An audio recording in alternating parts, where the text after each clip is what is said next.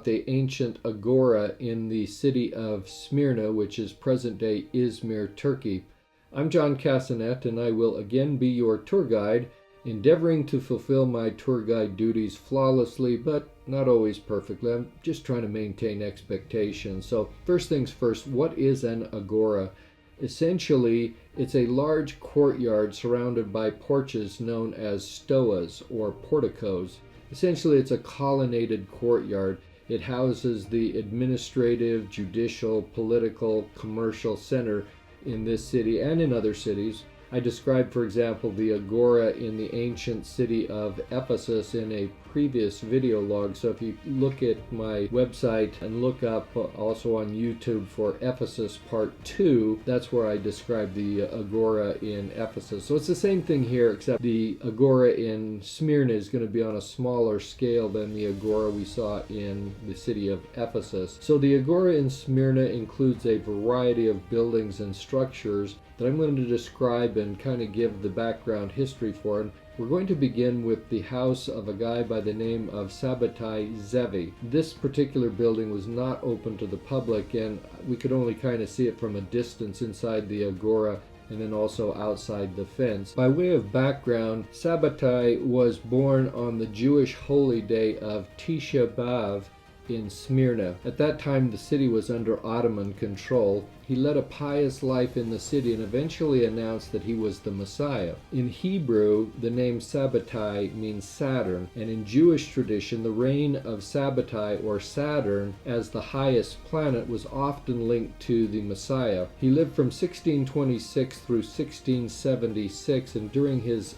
adult life, he was a Jewish mystic and ordained a rabbi. He studied the Talmud, but was more interested in mysticism and Kabbalah. Early in the 1600s, of course, was the time of the Reformation in Europe, and the approach of the millennium was expected to occur in the year 1666. There's an ancient Jewish mystical text called the Zohar, which stated that Israel was actually to be redeemed by the Messiah in 1648. So that year, Sabbatai announced that he was the Messiah, and to prove his claim, he publicly pronounced the Tetragrammaton, or the name of Jehovah, Yahweh, which of course was only supposed to be pronounced by the high priest in the Holy of Holies on the Day of Atonement. So at any rate, he founded the Sabbatean movement, but he was eventually subject to a Helam, which is essentially a Jewish excommunication because he got a little bit too bold in his claims of being the Messiah. Sometime between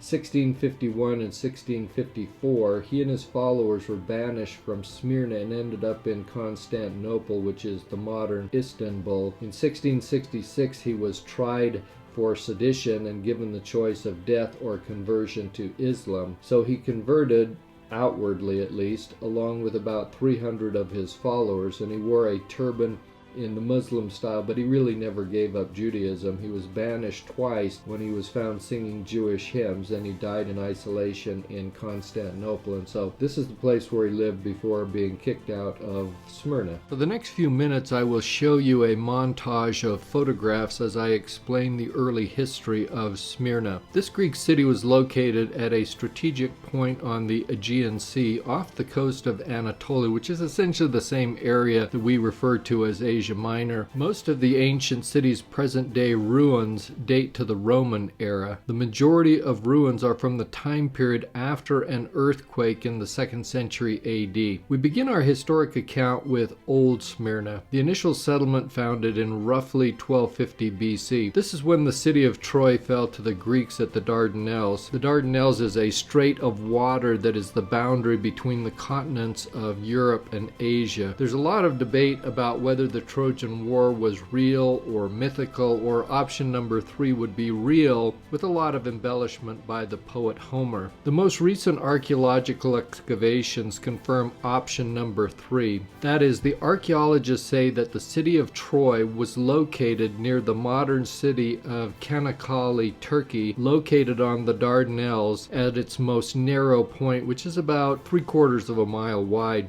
So going back to 1250 BC, the citizens of the country of Troy were Hittites from Asia, and they spoke a different language than the Greeks.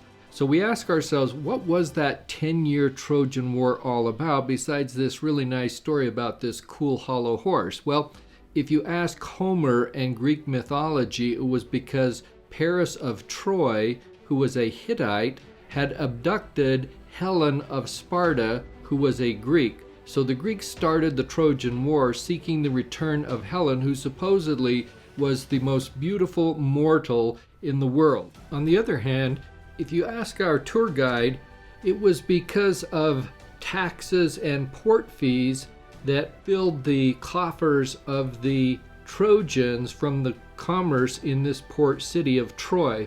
It was essentially the western gate into Asia Minor, and it drew the attention of the Greeks in the middle of the 11th century BC, but it took them 10 years to capture the city, and it was an extremely bloody battle. After the Greeks conquered Troy, they began to make incursions into Asia Minor from the west to establish trade colonies. How?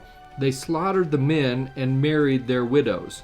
These trade colonies eventually became city kingdoms. In the next generation, they were called the Ionians, or part of the Lydian kingdom. The Ionian League was formed from 12 united trade colonies, and Smyrna was one of them. Others included Ephesus, which was essentially a commercial capital. They became the role model for the European Union. The Ionians were independent kingdoms in the Lydian Empire until the Persians came from the east and conquered them in 546 BC. That was essentially the end of the Lydian kingdom. The Persians came from the east, attracted by the same wealth that attracted the Greeks 600 years earlier. After 546 BC, the Persians controlled the entire area and divided it into 20 provinces called satrapies.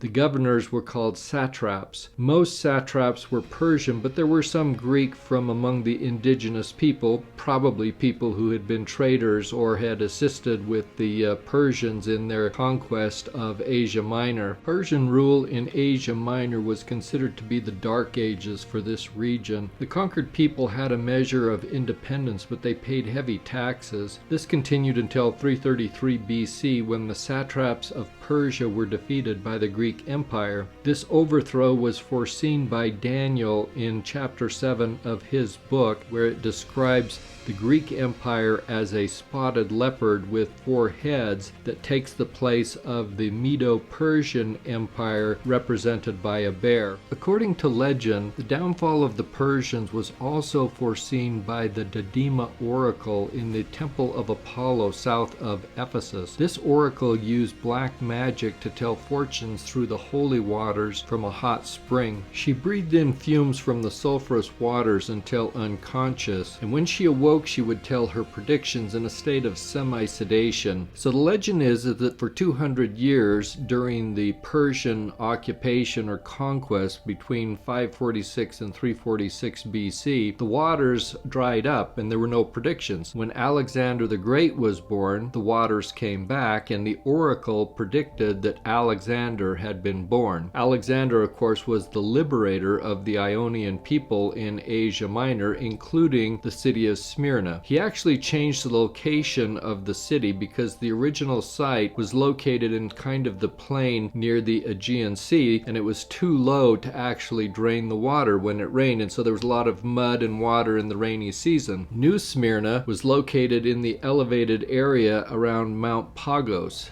The streets were broad, paved, and laid out at right angles, and many streets were named after temples. So there's a foundation legend that relates to a dream by Alexander the Great, in which the patron goddess of Smyrna came to him and told him the location where he was supposed to build New Smyrna. So based on the dream, he consulted the oracle of Claros, who told him to build New Smyrna at the place of his dream, and the legend is depicted on ancient coins. So if you put any stock in this legend, legend, it means that Alexander the Great could very well have been napping in the very place we were sitting in the agora. But the agora today, of course, is from the 2nd century during the Roman era, so it would have looked a little bit different in the days of Alexander. And in fact, the ruins are basically 500 years after Alexander was taking his nap, and it was also well after the time of John's vision on Patmos Island. Before his death, Alexander did cause a castle to be constructed on the Acropolis of Mount Pagos in Smyrna. It's called the Kataphakali Castle, and it overlooks the Gulf of Izmir on a mount that is about 560 feet in elevation.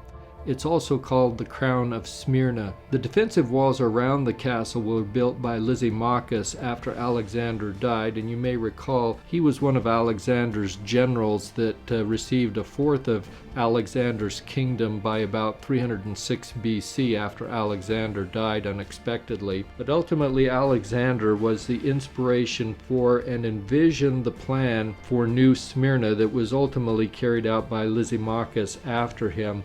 Keep in mind, this is the same general that had a lot of influence with the construction of a new city in Ephesus. So Smyrna of the 4th century BC was located at the mouth of a small river called Hermus. The head of this river reached far inland, and it enabled Greek trading ships to sail into the heart of Lydia and Ionia. It was also an essential trade route between the inland areas of Anatolia and the Aegean. I've been describing the history of Smyrna and the Smyrnian agora up to the time of Alexander the Great.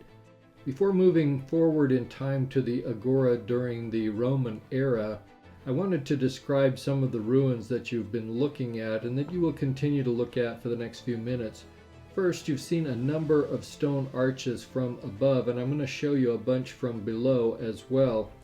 These arches were part of the covered agora that was built on 2 levels. The shops in the basement were from the Hellenistic era that began in about 333 BC with Alexander the Great. The columns in the agora at the ground level were from the Roman era. As I mentioned before, there was an earthquake in about 178 AD, and these columns on the 2nd floor, or what would be the ground level, were built by Marcus Aurelius after the earthquake. So essentially this is a 2-story marketplace. The covered shops evidence the wealth in the city going all the way back to the days of Alexander and beyond. I took a lot of pictures of these arches because, well, frankly, they look really cool. And so you're just going to have to put up with all my photographs. If you get bored, you can always fast forward, I guess. So the word agora in modern Greek means market, or literally a gathering place or assembly, as I described earlier. The English word that we have today called agoraphobia comes from the ancient Greek word agora. The word phobia describes a person who is anxious or has anxiety of some kind. A good description would be seen in the comedy movie with Bill Murray called What About Bob? He had all kinds of phobias.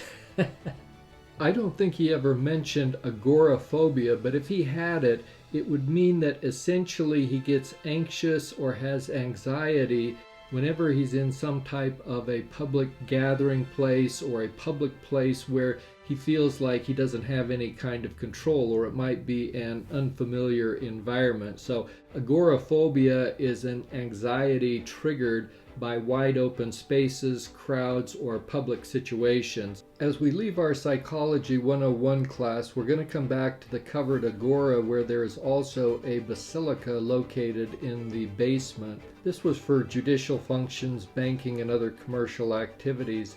There were a lot of legal cases in the olden days, and they attracted a lot of spectators in a place like this. There was a fairly heavy caseload, and people and spectators would actually come and cheer or sneer, as the case may be, during the proceedings. And I have to think maybe this is where they got the idea for Judge Judy as a TV series. We now go from the raucous courtroom to the more mild-mannered surroundings of a cemetery located on the agora as well. These photographs show a Muslim burial ground on the east side of the agora dating back to the Ottoman Empire. You can see the headstones and some of the marble or limestone sarcophagi. The Ottoman Empire, you may recall, was from the 13th to the 20th century, and these headstones and the cemetery in general date back to the 13th century when the Muslims invaded. We'll see some more of these images as we continue our tour, but right now we're going to look at the Faustina Gate. Faustina was the wife of the Roman Emperor Marcus Aurelius, who reigned as the emperor from 161 to 180 AD. You'll recall he's the guy that rebuilt the agora after the earthquake. He was also a philosopher, and generally, as emperors go, he was a pretty well-liked guy. The gate that connected the agora to the port is named after his wife Faustina. In the center of the arch is a relief with her image on it. In addition to what we've already seen, the agora also had a bouleuterion or council house from the Roman period. We saw an example of a bouleuterion in ancient Ephesus, and that consisted of a 1,500-seat covered theater. As you can tell by this bouleuterion and the ruins that you're looking at, this one was much more conservative and on a much smaller scale. The Smyrnian agora also has what is known as the Mosaic building. The name comes not so much from the purpose for which the building was used, but rather the nature of the tiles and mosaics that exist in the floor of this building. When this part of the agora was excavated, they discovered all of these tiled floors with mosaics, and they built a structure over the top of them to preserve the colors in the tiles. In the mosaic building, you can see underneath the tiled floor what appear to be tunnels or walkways that people would be able to walk through to get to various rooms. These are actually water channels, and they're quite large enough for an individual to walk through them, but they would have been filled with water. When I think about this, I think about the movie called The Saint. This is the movie with Val Kilmer and Elizabeth Shue where they were trying to get away from Tretiak's goons by going into this water pipe that was only about 24 inches in diameter.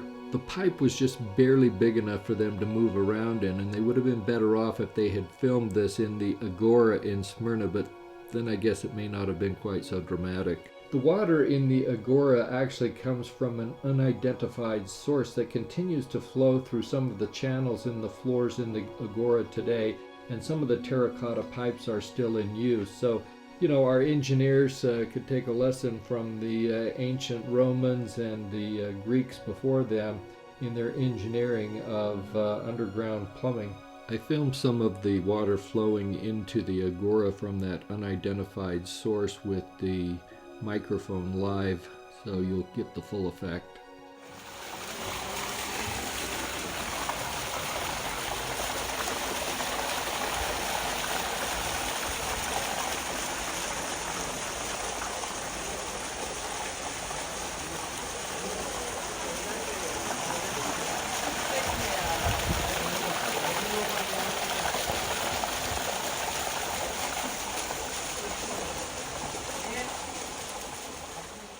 You may have been wondering, with all these underground shops and other public places, how they got light and air down into these locations. The answer can be seen in some of these cutouts that you see in the stonework on the surface that are actually hollowed out and go into some of the tunnels and chambers in the agora beneath the surface. That is the basement part of the agora. And so you can see several examples of where both light and air would come through these openings that you're seeing in these photographs. At this point, I'm going to resume my discussion of the history of the agora after the time of Alexander the Great, as I continue to show you a few more of the photos that I have in this location. The end of the Hellenistic era and the time of Alexander kind of came to a close in about 197 BC. At this point in time, Smyrna suddenly cut its ties with King Eumenes of Pergamum. Now, Pergamum was one of the 7 cities that John wrote to in the book of Revelation, and I'll talk more about that city in one of our next episodes. So as Smyrna cut their ties with Eumenes, they then appealed to the favor of Rome, and this is where the ancient word Neokoros comes into play. The word applies to Smyrna, Ephesus, Pergamum, and Laodicea, 4 of the 7 cities from the book of Revelation.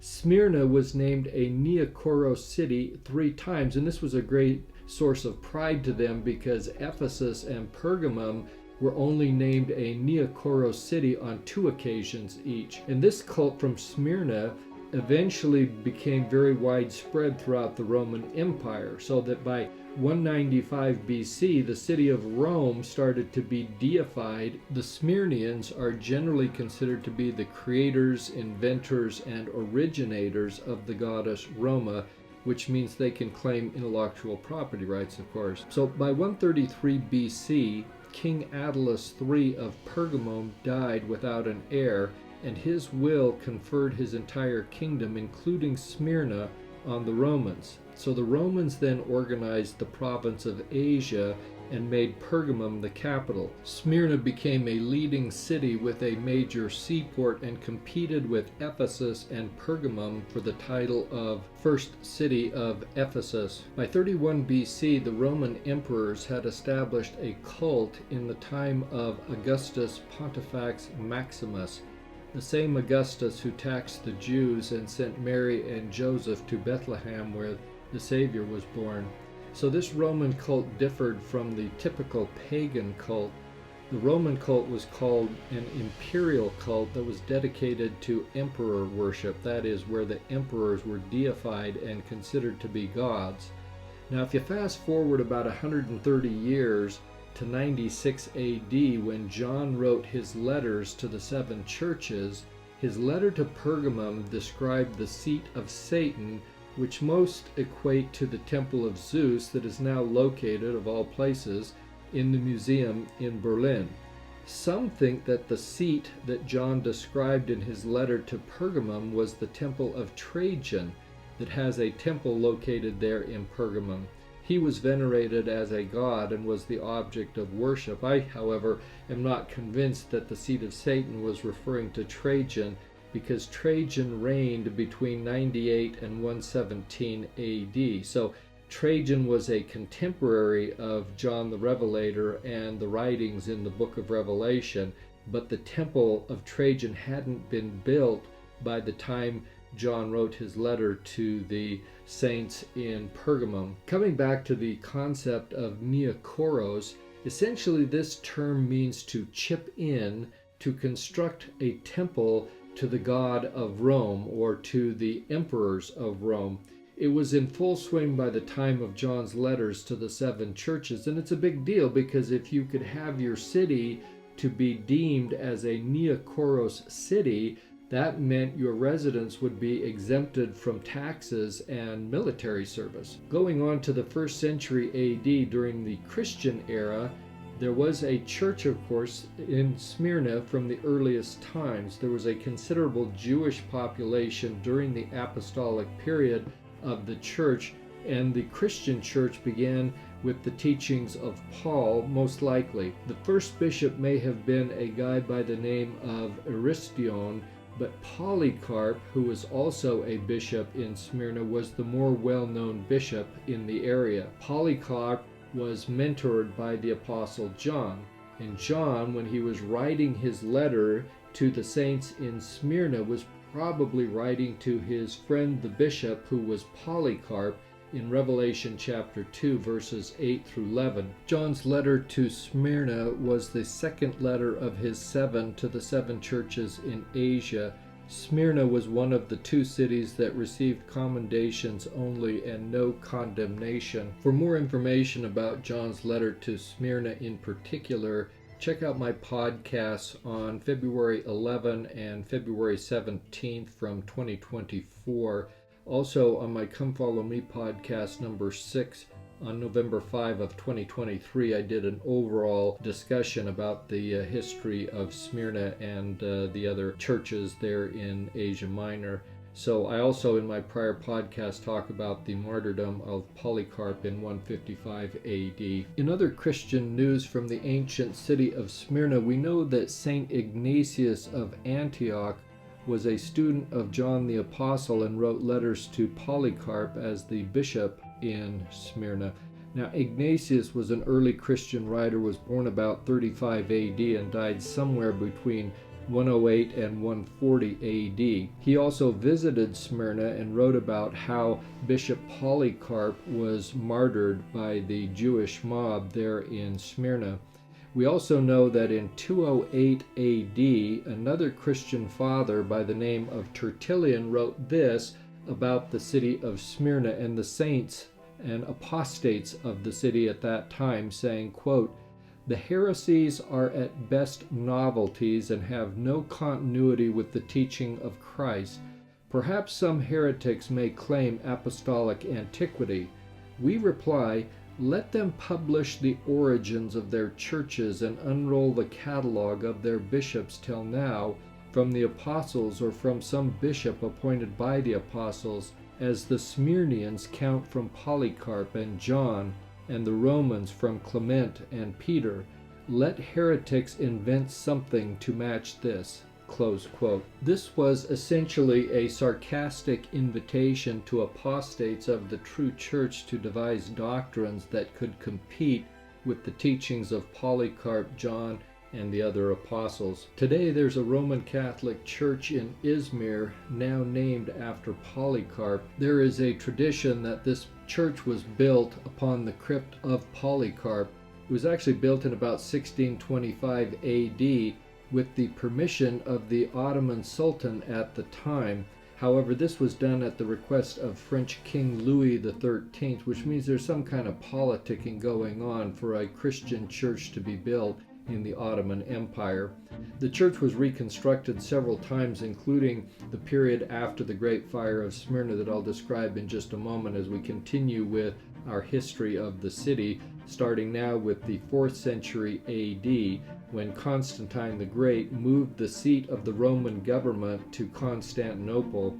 At that time, trade between Anatolia, or Asia Minor, and the West diminished in importance. This meant that the economic fortunes of Smyrna also declined. By the 7th century AD, the agora in Smyrna was no longer in use, and the courtyard became a Christian cemetery and later a Muslim cemetery, as I discussed previously. In later history of the city, it was ravaged several times by the Turks of the Ottoman Empire.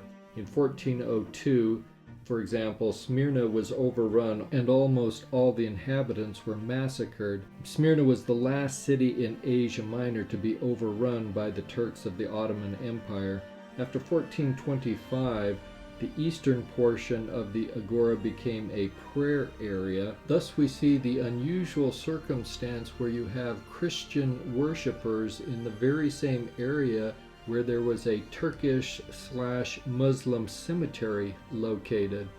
The Greek Orthodox influence was so strong at the time of the Turkish invasion that they called it Smyrna of the infidels.